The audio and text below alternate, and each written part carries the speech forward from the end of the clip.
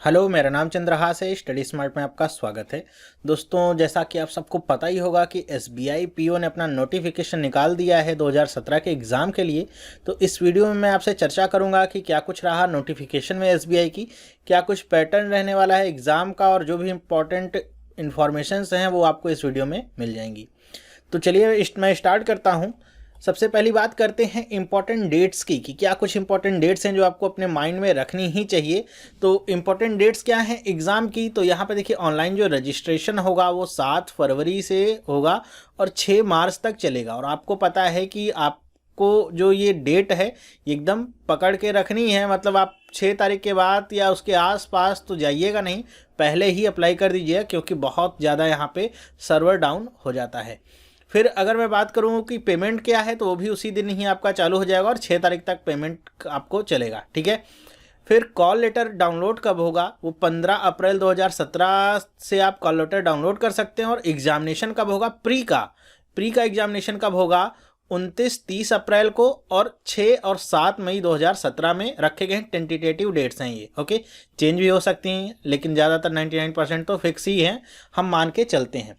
और रिजल्ट आने की संभावना जो बताई जा रही है वो है, अगर 7 मई वाले एग्ज़ाम को देखें तो इसके ठीक 10 दिन बाद, मतलब 17/5/2017 को प्री का आपको यहाँ पे रिजल्ट मिल जाना है। फिर नेक्स्ट अगर आप देखिए यहाँ पे मेंस के लिए कॉल लेटर आ जाएगा, लेकिन मेंस के एग्जाम के लिए देखिए कब होगा, 4 जून को रखा गया है। तो अगर आप देखिए 17 मई को अगर मैं लेकर के चलूँ, यहाँ पे रिजल्ट आपका आ रहा है 17/5/2017 को, और आपको ये मेंस का एग्ज़ाम कब है, 4 जून 2017 को। मतलब देखा जाए तो एक मोटा मोटा लगभग 14 या 15 दिनों का गैप ही आपको केवल मिलता है। तो इसलिए मैं हमेशा कहता हूं कि आपको तैयारी हमेशा मेंस के एग्जामिनेशन की करनी चाहिए। प्री तो उसी में कवर हो जाता है, ठीक है। तो मेंस का एग्जामिनेशन ये आपका 4 जून को होगा। फिर आपका उसका रिजल्ट आ जाएगा लगभग 15 दिनों के बाद, तो 19 तारीख को रिजल्ट आ जाएगा। और उसके बाद फिर आपके इंटरव्यू वगैरह जो जीडी और इंटरव्यू यहाँ पे रखे गए हैं, वो कब है, 10 जुलाई 2017 से ये होने की संभावना है। और फाइनल जो रिजल्ट आपको 5 अगस्त 2017 को मिलेगा। तो ये इंपॉर्टेंट डेट हैं जिसमें आप एक तो ये याद रखिए कि कब से एप्लीकेशन स्टार्ट हो रही हो, कब ख़त्म हो रही है। उसके बाद आप प्री का एग्ज़ाम देखिए कब से आपका स्टार्ट हो रहा है, मतलब 29, 30, 6 और 7 को आपको एग्ज़ाम पढ़ेंगे प्री के। तो बहुत अच्छे से आपको तैयारी लग के करनी पड़ेगी, तभी आपका ये प्री क्लियर हो सकता है। हम सबको पता है एसबीआई का एग्ज़ाम कितना कठिन होता है इसको निकालना, तो उसके लिए आपको मेहनत करनी पड़ेगी। आप जैसे बच्चे ही निकालते हैं उसे, तो कठिन है लेकिन नामुमकिन नहीं है, ओके। तो इंपॉर्टेंट डेट्स ये हैं, इसको आप ध्यान से देख लीजिए, कहीं पे लिख के रख लीजिए ताकि आपको कोई कन्फ्यूज़न ना हो। नेक्स्ट मैं बात करूं वैकेंसीज़ की, तो टोटल अगर देखा जाए तो 2400 वैकेंसीज़ लगभग हैं, ठीक है। इसमें कुछ वैकेंसीज़ आपकी फ्रेश हैं और कुछ ये नीचे जो लिखा हुआ है बैकलॉग वैकेंसीज़ हैं, तो इनको सबको लेकर के वैकेंसीज़ हैं। अगर मैं देखूं तो जनरल कैटेगरी के लिए लगभग 1010 पोस्ट हैं इस बार एसबीआई पीओ के लिए। ओबीसी के 606 पोस्ट हैं, एसटी के लिए 350, एससी के लिए 347, ठीक है। ये तो रिजर्व है। और यहाँ पे ओबीसी के लिए भी यहाँ पे स्टार जो लगा हुआ है, इसका मतलब क्या है कि जो लोग क्रीमी लेयर के अंदर आते होंगे उनके लिए 606 पोस्ट रिजर्व नहीं है, ओके। तो ये आप ध्यान में रखिएगा कि आप क्रीमी लेयर के अंदर आते हैं या नहीं, उसी के हिसाब से आप फिल करिएगा अपने फॉर्म को। यहाँ पे देखिए ओएच के लिए 25, वीआई, एचआई, तो ये आप देखिए वैकेंसीज पीडब्ल्यूडी के लिए टोटल 90 वैकेंसीज ये आपकी होती हैं। तो वैकेंसीज़ की संख्या आप देख रहे हैं कि कैसी है, तो आप अंदाज़ा लगा सकते हैं कि फ़ाइट कैसी रहने वाली है एग्ज़ाम में। तो बहुत ही अच्छी फ़ाइट होगी एग्ज़ाम में, तो अपने आप को अच्छे से प्रिपेयर करके रखना होगा आपको। लेकिन आप एक बात तो पता है ना कि एक पोस्ट चाहिए आपको 2400 में से केवल एक पोस्ट चाहिए, 2399 पोस्ट तो औरों को चाहिए। तो आपको इस एक पोस्ट के लिए तैयारी करनी है, ठीक है। चाहे एक पोस्ट निकले, चाहे 2400, चाहे 24,000, आपको एक पोस्ट चाहिए, उसी के हिसाब से आपको तैयारी करनी है। नेक्स्ट बात करूं मैं फ़ी की कि कितनी एप्लीकेशन फ़ी है, तो एससी, एसटी, पीडब्ल्यूडी के लिए 100 रुपये है, और जनरल और अदर्स के लिए कितनी फ़ीस है, 600 रुपये है। मतलब जनरल के साथ ओबीसी, मेल फीमेल, ऐसा कोई भी जो कैटेगरी है सबको लेकर के कितना है, 600 रुपये है, ठीक है। तो यहाँ पे जो फ़ी है उसके बारे में बात की जा रही है, नॉन रिफंडेबल है। और दूसरी बात यहाँ पे और बता दूँ कि केवल ऑनलाइन मोड ही होगा पेमेंट का, ठीक है। यहाँ पे मोड क्या होगा, केवल ऑनलाइन, कोई ऑफलाइन मोड नहीं है। तो इस चक्कर में मत पड़िएगा कि ऑफलाइन मोड कोई मिलेगा आपको, तो ऑनलाइन मोड ही होगा। तो इसलिए सब एप्लीकेशन और ये फ़ी वगैरह सब पहले से करके बैठ जाइए, वरना तैयारी करके भी कोई फ़ायदा नहीं होगा अगर आपकी फ़ीस ही जमा नहीं हो पाएगी। नेक्स्ट मैं बात करता हूँ एलिजिबिलिटी क्राइटेरिया की। सबसे इंपॉर्टेंट मुझे लगता है एलिजिबिलिटी क्राइटेरिया, आप देखिए इसमें आप फिट बैठते हैं कि नहीं। तो इसमें एक क्या है, इसेंशियल एकेडमिक क्वालिफिकेशन है कि आपको ग्रेजुएशन तो चाहिए ही चाहिए, उससे ऊपर कुछ भी रहिए वो और अच्छी बात है, लेकिन ग्रेजुएशन क्या है मिनिमम क्वालिफिकेशन क्राइटेरिया में यहाँ पे आता है। और वो होना कब चाहिए, 1/7/2017 तक का, ठीक है। मतलब 1 जुलाई 2017 तक आप ग्रेजुएट हो गए हों, बस इस बात की पुष्टि करनी है। और यहाँ पे एक खास बात और क्या लिखी हुई है कि जो लोग फाइनल ईयर या फाइनल सेमेस्टर में हैं अपने ग्रेजुएशन के, वो लोग भी अप्लाई कर सकते हैं। बस इतना ध्यान में रखिएगा कि जब आप इंटरव्यू के लिए बुलाए गए हों, उसके मतलब जब इंटरव्यू के लिए जाएं तो आपके पास ये प्रूफ होना चाहिए कि आपका जो रिज़ल्ट है वो 1/7/2017 के बाद जो है नहीं आया हो, मतलब उससे पहले ही आपको मिल गया हो। मतलब जैसे 24 जून, 25 जून या 30 जून ऐसे आपको रिजल्ट मिल गया हो, ठीक है। तो 1/7/2017 के बाद अगर आप रिजल्ट लेके जाते हैं तो आपको वहाँ से डिस्क्वालीफाई कर दिया जाएगा, लेकिन ये है कि आपको यहाँ पे बैठने का चांस दिया जा रहा है, तो अच्छी बात है, आप दे सकते हैं, ओके। और ज़्यादातर लोगों का सबका रिजल्ट लगभग आपका जून में ही आ जाता है, तो कोई टेंशन वाली बात नहीं है। फिर क्या है, एज लिमिट की अगर बात करूं तो एज लिमिट देखिए क्या है कि नॉट बिलो 21 ईयर्स कि 21 साल से नीचे के लोग नहीं दे सकते, नॉट अबव 30 ईयर्स 30 साल से ऊपर के लोग नहीं दे सकते एज ऑन 1/4/2017 की 1/4/2017 को पैमाना माना गया है डेट ऑफ बर्थ को कैलकुलेट करने का। तो 1/4/2017 तक अगर आप 30 साल से ऊपर पहुंच जाते हैं तो आप अप्लाई नहीं कर सकते हैं, या फिर 1/4/2017 तक आप 21 साल के नहीं हुए हैं तो भी अप्लाई नहीं कर सकते हैं। तो इस बात को बहुत ध्यान से देखिएगा कि आपकी एज क्या है, इस खाने में फिट बैठती है कि नहीं, तभी आप अप्लाई करिएगा, ठीक है। मेरे ख्याल से आपको समझ में आ गया होगा। नेक्स्ट अगर मैं बात करता हूं एग्जाम की, तो देखिए आपका एग्जाम जो है वो 3 फेज में होगा। पहला फेज क्या है, प्री एग्जाम का, ठीक है। प्री एग्जाम आपका क्या होगा, 3 सेक्शंस का होगा, इंग्लिश, क्वांटिटेटिव एप्टीट्यूड और रीजनिंग एबिलिटी। ये 3 सेक्शंस हैं जिसमें इंग्लिश और से 30 क्वेश्चंस आएंगे, 30 मार्क्स के होंगे, और क्वांटिटेटिव एप्टीट्यूड और रीजनिंग आपके 35-35 क्वेश्चंस आएंगे और 35-35 मार्क्स के होंगे। टोटल 100 क्वेश्चन 100 नंबर के, और कंपोजिट टाइम 1 घंटे का होगा। मतलब यहाँ पे टाइम डिवाइड नहीं किया गया है अलग अलग सेक्शन के लिए, तो 1 घंटे के अंदर आपको 100 क्वेश्चन यहाँ पे करने हैं। और नेगेटिव मार्किंग भी यहाँ पे 0.25 मार्क्स की है, तो ये ध्यान रखिएगा कि नेगेटिव मार्किंग आपकी कैसी चल रही है, ठीक है। तो ये आपका क्या होगा कि क्वालिफाइंग नेचर का होगा, इसके नंबर नहीं जुड़ेंगे, इसके बारे में हम आगे बात करेंगे। तो ये आप प्री एग्ज़ाम को देख लीजिए कि 3 सेक्शंस आने हैं। मैं फिर से बोल दूं एक बार और कि प्री एग्ज़ाम की तैयारी कभी मत करिएगा, कभी भी प्री एग्ज़ाम की तैयारी आपको नहीं करनी है। तैयारी आपको हमेशा मेंस की करनी है, ठीक है। मेंस की तैयारी करेंगे, प्री अपने आप इंक्लूडेड होगा उसमें। तो अगर आप प्री की तैयारी करते हैं तो मेंस को तैयार करने का आपको टाइम नहीं मिलने वाला, तो प्री की तैयारी को भूल जाइए। लेकिन बस इतना याद रखिए कि 3 सेक्शन से यहाँ से पूछे जाने हैं, ठीक है। नेक्स्ट मैं बात करता हूँ मेंस की। तो मेंस का क्या है, फेज 2 है मेंस एग्जामिनेशन। इसमें क्या कह रहे हैं कि mains examination will consist objective test of 200 marks, मतलब 200 नंबर का ऑब्जेक्टिव टेस्ट होगा, ठीक है। नंबर बोला, ठीक है, मार्क्स बोला है, ओके, क्वेश्चन नहीं बोले। तो मार्क्स कितने हैं, 200 नंबर के मार्क्स के आपके ऑब्जेक्टिव टेस्ट होंगे। डिस्क्रिप्टिव टेस्ट आपका कितने का होगा, 50 नंबर का। हम सबको पता है एसबीआई के जब टेस्ट होते हैं तो उसमें हमको लिखना भी पड़ता है। लिखने का मतलब क्या है, यहाँ पे टाइप करना पड़ेगा आपको, लेकिन वो डिस्क्रिप्टिव पेपर भी लेते हैं। और ये दोनों एग्जाम यहाँ पे लिखा गया है कि दोनों कैसे होंगे, test will be online. Objective test में आएगा क्या क्या देख लीजिए। तो यहाँ पे टोटल कह रहे हैं कि 3 घंटे का ड्यूरेशन का टाइम होगा ऑब्जेक्टिव टेस्ट का, और उसमें आपको 4 सेक्शन पूछे जाएंगे, 5 नहीं 4 सेक्शन पूछे जाएंगे 200 नंबर के। तो यहाँ पे होगा क्या कि पहला देखिए क्या है, रीजनिंग एंड कंप्यूटर एप्टीट्यूड दोनों को मिला दिया गया है। रीजनिंग और कंप्यूटर एप्टीट्यूड को मिला दिया गया है, कंप्यूटर अवेयरनेस नहीं कंप्यूटर एप्टीट्यूड नाम दिया गया है। इन दोनों को मिलाया गया है। और टोटल कितने क्वेश्चन इसमें से आएंगे, 45 क्वेश्चन आएंगे, और नंबर कितने होंगे, 60 नंबर के क्वेश्चन होंगे। और इनकी टाइमिंग भी आपको पता है कितनी, 60 मिनट की होगी। मतलब सेक्शनल यहाँ पे डिवीजन है टाइम का कि 60 मिनट में, 1 घंटे में आपको ये 45 क्वेश्चन करने हैं, जिनके 60 नंबर आपको मिल जाने हैं, ठीक है।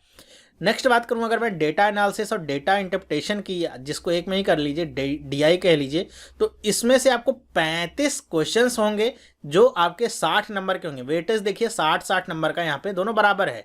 यहाँ पे 10 क्वेश्चन कम है क्योंकि यहाँ पे कंप्यूटर के 10 क्वेश्चन ऐड होंगे ज़्यादा, ठीक है। तो ये 35 क्वेश्चन आपके आएंगे 60 नंबर के, लेकिन 45 मिनट का ही समय यहाँ पे दिया गया है, क्योंकि क्वेश्चन कम है इसलिए समय को इसी प्रोपोर्शन में कम कर दिया गया। फिर जनरल इकोनॉमिक बैंकिंग अवेयरनेस, देखिए बहुत ही अच्छे तरीके से बताया गया, एक शब्द में जनरल अवेयरनेस या करंट अफेयर कुछ नहीं, कि जनरल भी आएगा, इकोनॉमिक भी आएगा और बैंकिंग अवेयरनेस, तीनों को मिलाकर के आपसे पूछे जाने हैं क्वेश्चंस। और ये होगा आपका 40 क्वेश्चंस होंगे और 40 मार्क्स के होंगे, मतलब 1 नंबर का 1 होगा और 35 मिनट में करना होगा। मेरे ख्याल से 35 मिनट ज़्यादा समय है, मतलब 40 क्वेश्चन करने हैं, आपको पढ़ना है और टिक करना है, इसमें कोई भी सोचने वाला टाइम तो होता नहीं। आ रहा है तो ठीक है, नहीं आ रहा है तो फिर भी कुछ ठीक है, नहीं कर सकते कुछ उसमें। फिर चौथा जो है आपका क्या है, इंग्लिश लैंग्वेज का है, 35 क्वेश्चन आएंगे, 40 नंबर के होंगे और 40 मिनट का होगा। ठीक है, इंग्लिश आपको पता है बहुत ही हार्ड लेवल की आती है, सिंपल लेवल नहीं, मतलब पढ़ के समझ में आ जाए यही बड़ी बात है, आंसर करना छोड़िए, तो इस तरीके से आती है। तो इसके लिए बहुत तैयारी करनी होगी। ओके, तैयारी करेंगे हो जाएगा।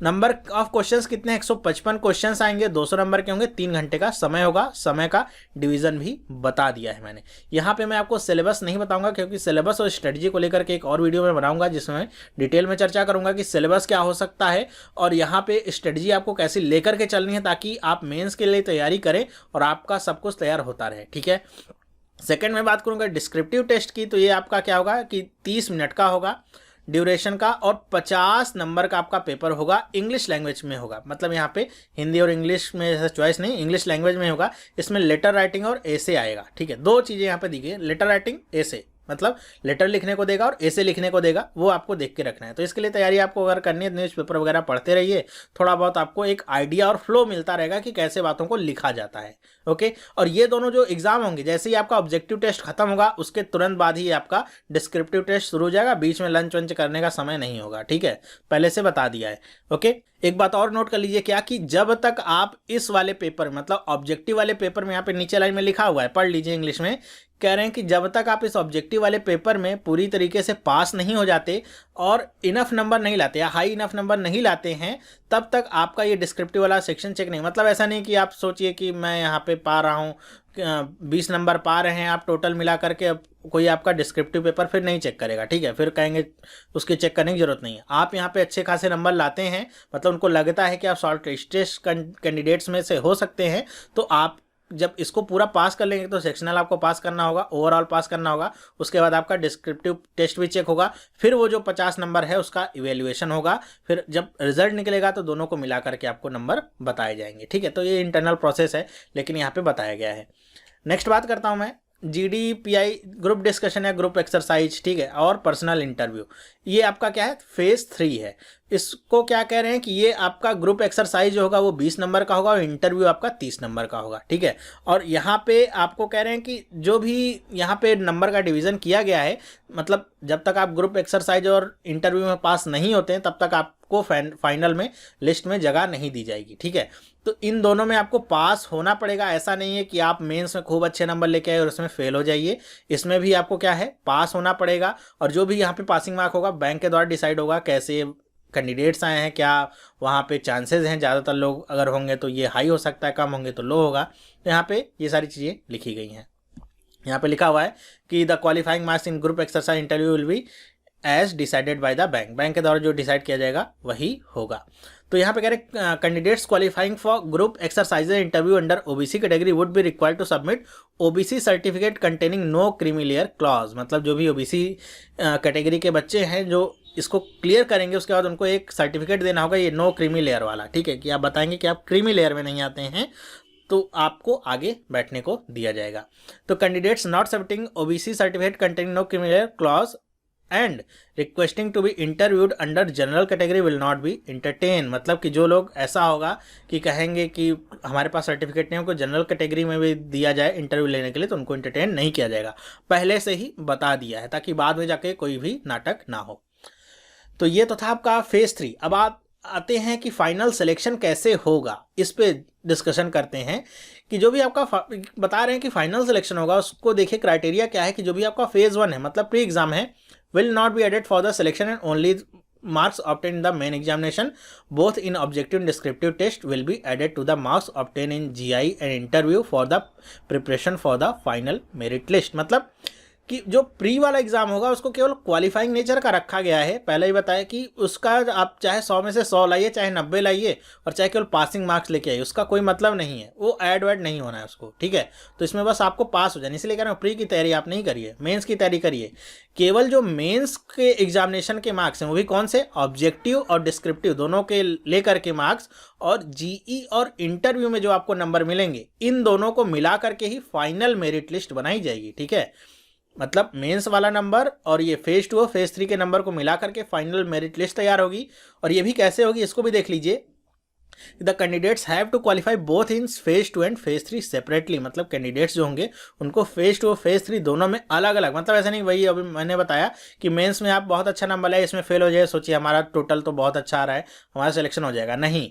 इंटरव्यू में भी पास होना होगा, मेंस वाले में तो पास होंगे तभी इंटरव्यू में पहुंचेंगे, कॉमन सेंस, ठीक है।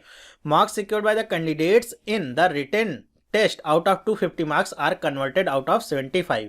मतलब जो 250 नंबर आप पाएंगे फेज 2 में उसको बदल दिया जाएगा 75 नंबर में, ठीक है। और जो आप पाएंगे 50 नंबर इंटरव्यू और जीई में, ग्रुप एक्सरसाइज में, उसको बदला जाएगा 25 नंबर में, और टोटल ये 100 नंबर की आपकी मेरिट बनाई जाएगी, जिसमें जितना नंबर आप पाएंगे उसी के हिसाब से मेरिट तैयार होगी। और यहाँ पे एक बात और देखिए, the selection will be made from the top merit ranked candidate in each category.